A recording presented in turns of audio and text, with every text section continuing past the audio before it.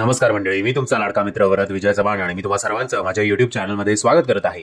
मंडळी, महेश मांजरेकर, मेधा मांजरेकर, अनुषा दांडेकर, भूषण प्रधान, समीर धर्माधिकारी, सचिन खेडेकर आणि उपेंद्र लिमये स्टारर जुनं फर्निचर या मराठी सिनेमांनी बॉक्स ऑफिसवर चांगली कमाई केली होती. विकिपीडियानुसार या सिनेमाने बॉक्स ऑफिसवर साधारणपणे 6 ते 7 कोटी रुपये एवढी कमाई केलेली आहे आणि मराठी इंडस्ट्रीमधला सध्या 2024 मधला 4th हायेस्ट क्रॉसिंग हा सिनेमा आहे.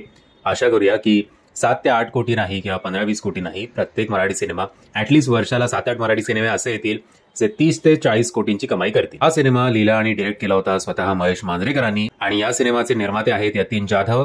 स्कायलाईन एंटरटेनमेंटच्या बॅनरखाली हा सिनेमा प्रोड्यूस झाला होता. असं म्हटलं जात होतं की याच वनलाईनवर आधारित महेश मांजरेकर सरांना एक हिंदी सिनेमा करायचा होता. जवळजवळ 12 वर्ष ते या स्टोरीला घेऊन वेगवेगळ्या प्रोड्युसर्सकडे जात होते, बट काही कारणास्तव हिंदी प्रोजेक्ट जो होता तो ऑन फ्लोर जात नव्हता, मल्टिपल डिलेज होत होते आणि मग या सिनेमाचे जे निर्माते आहेत यतीन जाधव त्यांनी त्यांना प्रोत्साहन दिलं की हा सिनेमा आपण मराठीमध्ये बनवूया. आणि त्यानंतर इतक्या शॉर्ट नोटीसवर कुठलाही कलाकार अवेलेबल नसल्यामुळे प्रमुख भूमिकेसाठी महेश मांजरेकरांनी ठरवलं की ही भूमिका मी स्वतः करेन आणि अशा प्रकारे हा सिनेमा तुमच्यासमोर प्रेझेंट झालेला आहे. आणि प्रेक्षकांनी सुद्धा ज्यांनी हा सिनेमा बघितला त्यांना हा सिनेमा बऱ्यापैकी आवडला होता.